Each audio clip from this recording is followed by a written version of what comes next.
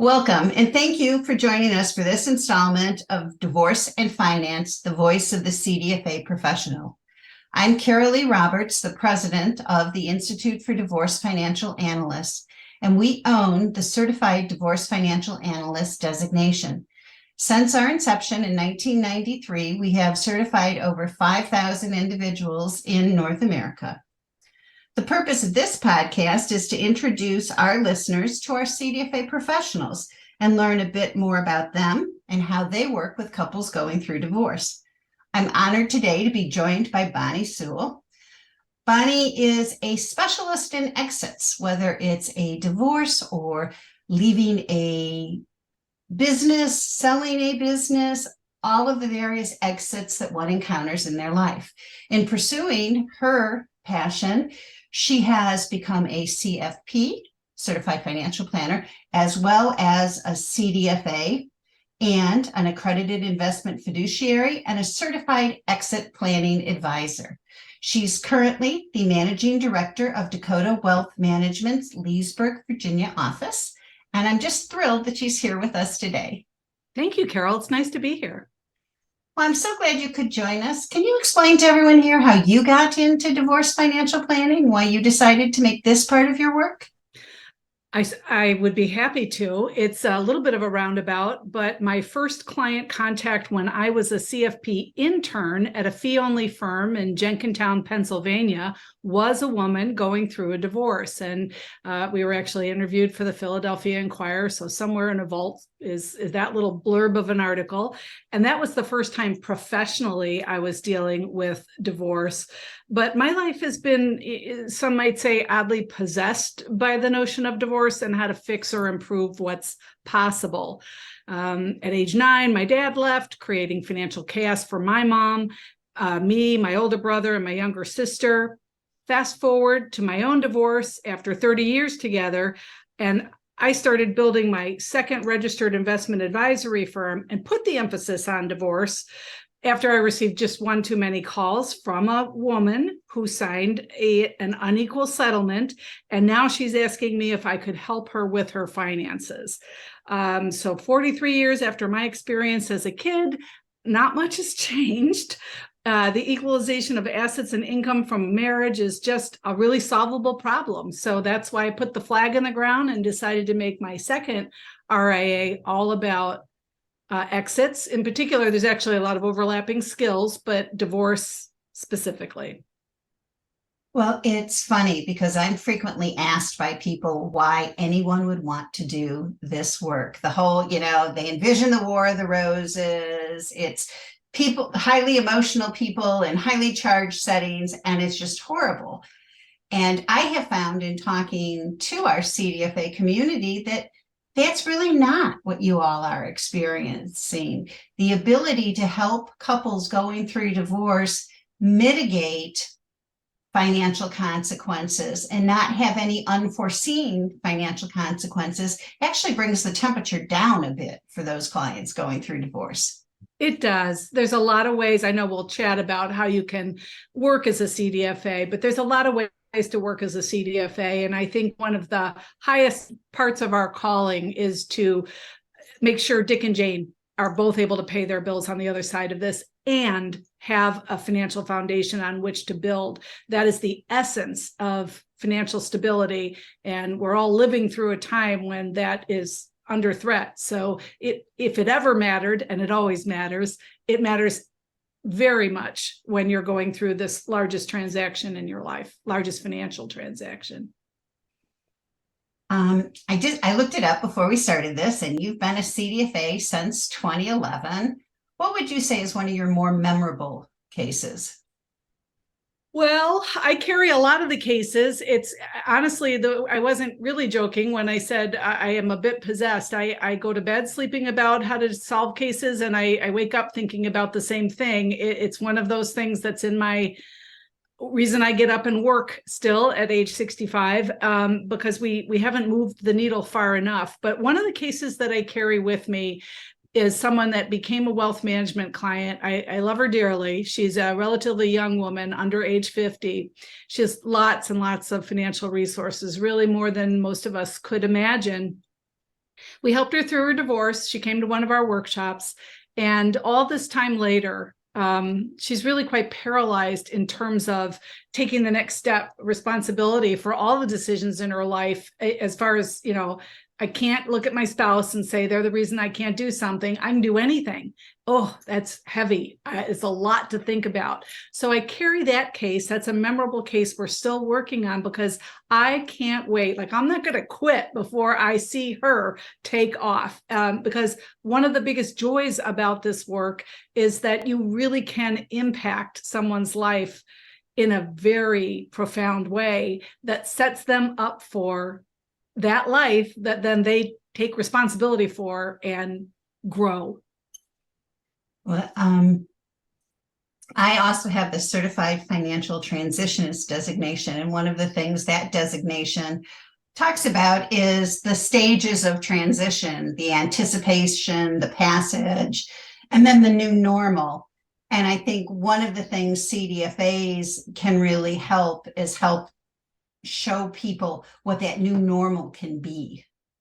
Yes. So you're talking about Susan Bradley's work. I know Susan. She's I'm in awe of her accomplishments, and she's really created something important that is helps us understand why divorce fog is happening, why divorce fatigue happens. We're there as CDFAs, and it can sound awful to the untrained ear, but we're there for the cold, hard cash, because we know that if Jane does not get a settlement from which she can pay her bills and have a foundation on which to build, you and I and Susan will all pay her bills when she gets older, because we are well informed that that is how it goes for anyone who doesn't get a reasonable settlement out of what was in their estate. It's too true. What you can think back to when you first started? What is one thing you wish you knew as a starting CDFA professional? I think I wish I understood right away that I should market to the public, because it is the public who needs to understand their choices more fully. So the reflex is to go see an attorney. And I understand that we're changing a contract. So if I go to the attorney, I can learn my rights, and attorneys have, as we can see in any public trial going on right now, there might be a little one out of South Carolina that would have involved a divorce, perhaps, if it had gone further. But we can see that the attorney has special tools that they can use, like subpoena and orders. They can go to the court and get special orders if we're dissipating assets, squandering things. There's a lot of things an attorney has very high use for in the divorce process. But what they don't have high use for, in my 33 years of doing this, is they are not trained with financial skills. They don't have credentials. They may have experience, but to be blunt, the experience could even be cementing bad habits. We as CDFAs have to look at everything from cash flow to tax impact to net numbers from gross numbers. That's a bit of a hurdle for the client to understand, the client they're negotiating, the person they're negotiating against to understand, and of course, counsel to understand. So I feel so strongly that what a CDFA brings to the process cannot be ignored, must be included,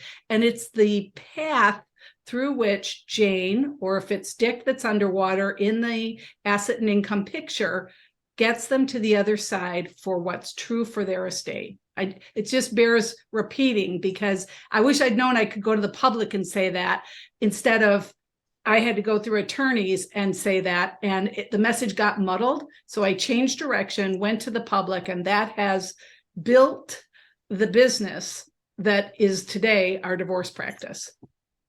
Well, we have a long way to go to get the general public to know what a CDFA can do. But one of the things that I find very heartening is we have seen over the last 5 years increased visits to our websites, increased downloading of some of the material we have for the public on our website, and also much increased use of the Find a CDFA function on our website. So for anyone listening to this podcast that might be in the initial stages or thinking that, a divorce might be in their future, I encourage you to visit our website and use that function to find a CDFA professional who can be part of your divorce team. You can use the services of a CDFA professional and an attorney. You can use a CDFA professional if you are deciding to file pro se,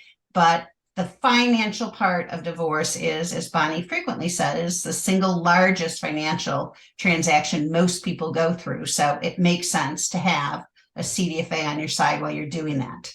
It absolutely does. There's another crazy piece to this. In America, we don't teach personal finance on a routine basis. So sometimes the first time that an adult going through divorce is immersed in their own finances is through this process. So back to Susan's work, you can imagine someone in grief or turmoil, having a personal earthquake, and at that precise time, we're asking them to learn their finances, communicate their finances, and negotiate their finances. That's a big ask.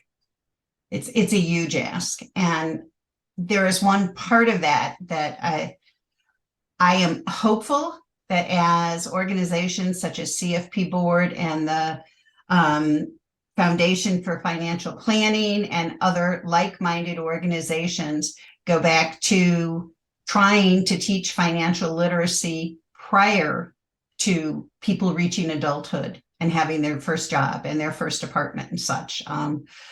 I'm older than Earth. I had to take consumer education in high school and learn to balance a checkbook and learn these types of things. And, my 2 adult children certainly never had any of that in school. My grandson's in high school right now and has never had a financial literacy course. So that's, not strictly a CDFA problem, but something we also in the profession should be working to address. I couldn't agree with you more, and I will challenge the CFP board now that Dan's there. Dan, if you're listening, I challenge them to put this front and center in front of the CFP community. Outcomes in divorce is a completely solvable problem. And if we're truthful about wanting to help American families become financially stable and increase their wealth, you cannot ignore a transition that more than 1 million people go through every year, and sometimes go through more than once, and say, we're going to stand back until it's done, and then we'll come in to help. That's the wrong order of events. And so I challenge the CFP community to answer this need, which is huge. I'm not at all concerned I'll be put out of business. We need more good soldiers to serve families. And I know there's a whole community out there that will say that's collaborative. That's not what I'm talking about. We have mostly litigated divorces in my practice, and we do not see ourselves in court, but on the rare occasion. So if we get out of the language of our community that does divorce work and back into the language of helping American families, there's a lot of paths to get there through this work. Did I leave you speechless? No, yeah, I did a little. But in a good way. Me being speechless is not always a bad thing. What are the major significant changes you've seen in the divorce landscape? So I don't see enough change in the divorce landscape. This is why I'm still possessed by this. I'd love to be able to let it go, but we're going to need a few more things to happen for me to do that. I really feel strongly, we talk about this all the time in the workshop, it's one of our slides. I feel strongly that we need some sort of influential, possibly very wealthy advocate in this space who understands how easily we could improve outcomes at scale. So I think we need 2 policy changes. Policy change number 1 that I would like to see. You know how you start a divorce and the first thing we're going to blow a lot of money on from the family estate is how to get the information that is correct, complete, and current for Jane, typically, or Dick, whoever doesn't have it. Maybe they both don't have it. And now we're going to spend a lot of money just getting the information so we can sit down and negotiate.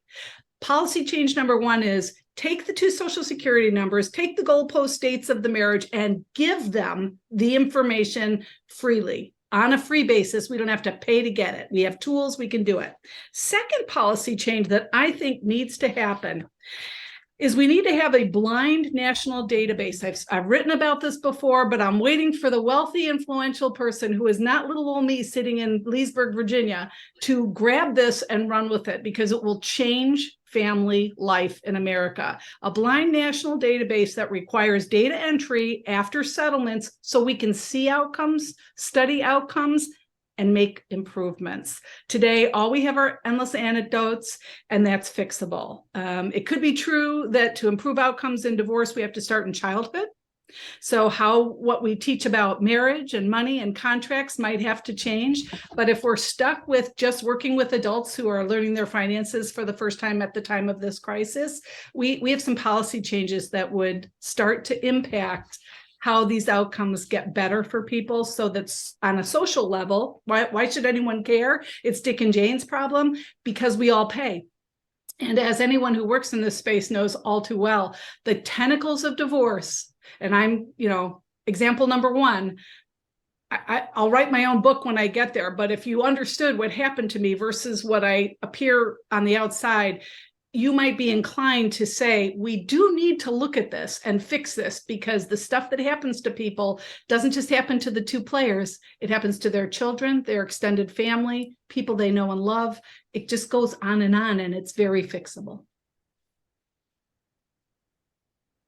It's an absolute delight to spend some time talking with you, because your passion about how divorce can be fixed, that it doesn't have to be as devastating as it is. And it's just amazing. And every single time we talk, I'm so impressed with your passion for this subject, and also with just how much you have accomplished and how much you have helped others accomplish things. It's just... So if I could just leave you with a couple of quick anecdotes. We have a slide with my mom's picture in the workshop, and we have a slide with Sheila Johnson's picture in the workshop. My mom was a poor woman in terms of resources. When my dad left, took his paycheck and his pension, and we, four of us, stayed behind with no money. So that chaos is the reason I get up and do this, because it's still happening. If it had only happened to me, I'd go, the world's changed, everything's better. I'm going to do this work because it's interesting and I really enjoy it, etc. But I do it because we still aren't there. The second person that we highlight, and my mom's long gone. I often say that stress killed her at 57 with a massive stroke. She was a tiny woman, and it just, a hard life. She had a very physical job raising us. She was a catering director. She literally set up and broke down rooms in Sheraton Oakbrook. But the other woman we highlight, and Miss Sheila Johnson couldn't pick me out of a crowd, but I'm a groupie. She is a woman with assets. And I always say we need, the world needs a woman with assets. If you look at what she's done, just one example of the things that she came away with from her divorce. Now, I don't have no idea how she views the outcome, but I can see locally, because she's just down the road here, that she started hotels, she built a school, she employs a lot of people. There's so much she puts back into the world. If her divorce had gone differently, we would never be the beneficiary of all that she brings out to us. And she's one example. There are gentlemen that do this too. My point is that when people have a reasonable outcome out of their divorce, they can then be who they're supposed to be in the world, and we can move on from it. Thank you again, Bonnie. I enjoyed talking with you, and I'm so glad you took some time to speak with us today. You're welcome. It's been my pleasure. Thanks.